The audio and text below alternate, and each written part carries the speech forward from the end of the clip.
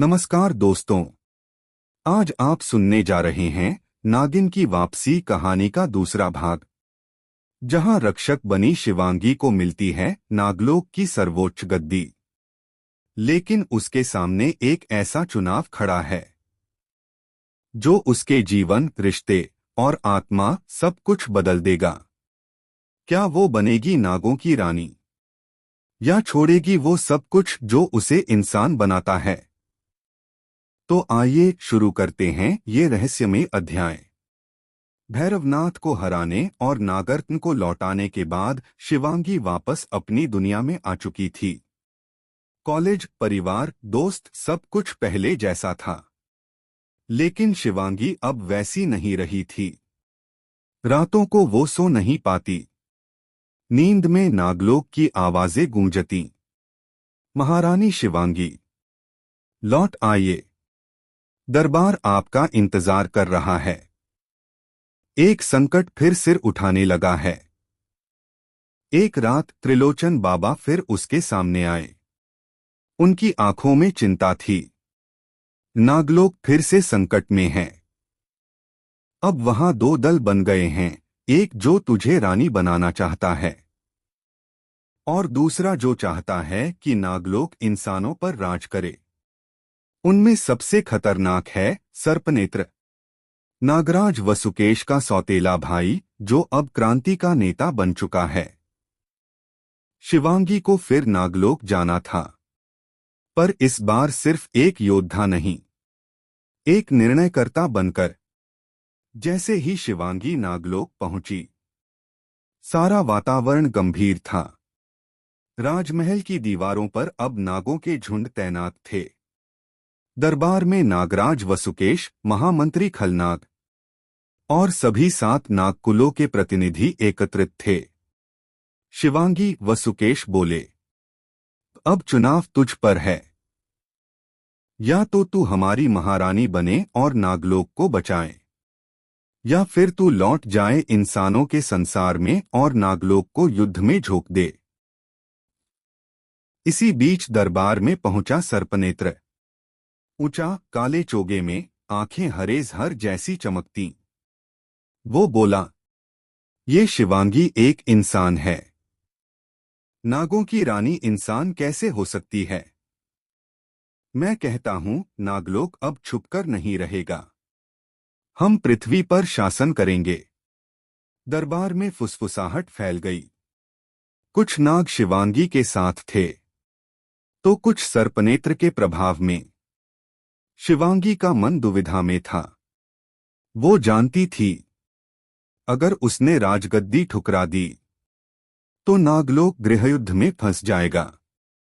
लेकिन अगर वो रानी बनी तो उसे अपनी मानव पहचान, परिवार, दोस्त, सब कुछ त्यागना होगा। उसके मन में आरव की छवि कौंध गई। उसका बचपन का दोस्त, जो उससे बेपनाह प्रेम करता था और जो आज भी उसका इंतजार करता था। क्या वो उसे छोड़ सकती है? उसी रात शिवांगी को महामंत्री खलनाग ने बुलाया। महारानी, नागमणि के बिना रानी का अभिषेक अधूरा रहेगा। लेकिन नागमणि अब नागलोक में नहीं है। उसे सर्पनेत्र चुरा चुका है और अपने तामसी किले में छिपा रखा है। शिवांगी ने निर्णय लिया। अब वो छिपेगी नहीं, वो लड़ेगी। राजगद्दी का अधिकार वो छीनकर नहीं, बल्कि बचाकर पाएगी। सर्पनेत्र का किला नागलोक की सीमाओं के पार अंधकार घाटी में स्थित था। शिवांगी वहां पहुंची तो सामने खड़ा था सर्पनेत्र, अपने साथ 7 विशाल नाग योद्धाओं के साथ। तो तू आ ही गई, वह बोला। नागमणि चाहिए तो ले जा इसे, अगर बच सके तो। शिवांगी और उसके साथ आए नाग रक्षक भीषण युद्ध में कूद पड़े। बिजली कड़कने लगी। सांपों का झुंड पूरे मैदान में लहराने लगा। सर्पनेत्र ने नागमणि को शिवांगी के सामने रख दिया। ले जाओ इसे, लेकिन एक शर्त पर। तुझे इस नागमणि के अंदर अपनी सच्ची पहचान देखनी होगी, और अगर तू डगमगाई तो तेरा अंत निश्चित है। शिवांगी ने मणि को हाथ में लिया। उसमें उसने देखा अपने बचपन का गांव, अपनी मां की ममता और आरव की मुस्कुराहट। पर फिर मणि में दृश्य बदला। नागलोक युद्ध में झुलसता हुआ, हजारों नाग चीत्कार करते हुए। शिवांगी की आंखें भर आईं, लेकिन वो डरी नहीं। मैं दोनों की हूं।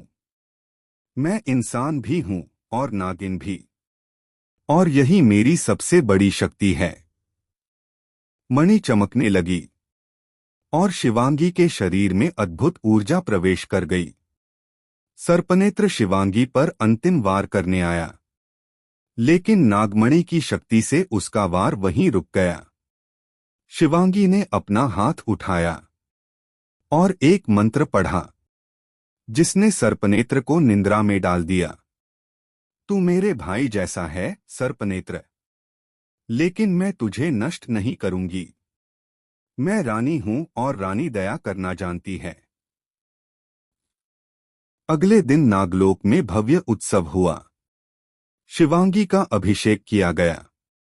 वो बनी नागलोक की आधिकारिक रानी।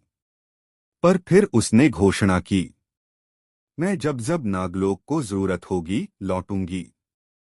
लेकिन मैं आज भी इंसान हूं। मेरा दिल उसी धरती से जुड़ा है। मैं रानी बनूंगी, लेकिन दूर रहकर। और यही मेरी असली पहचान है, एक रक्षक दो दुनियाओं की।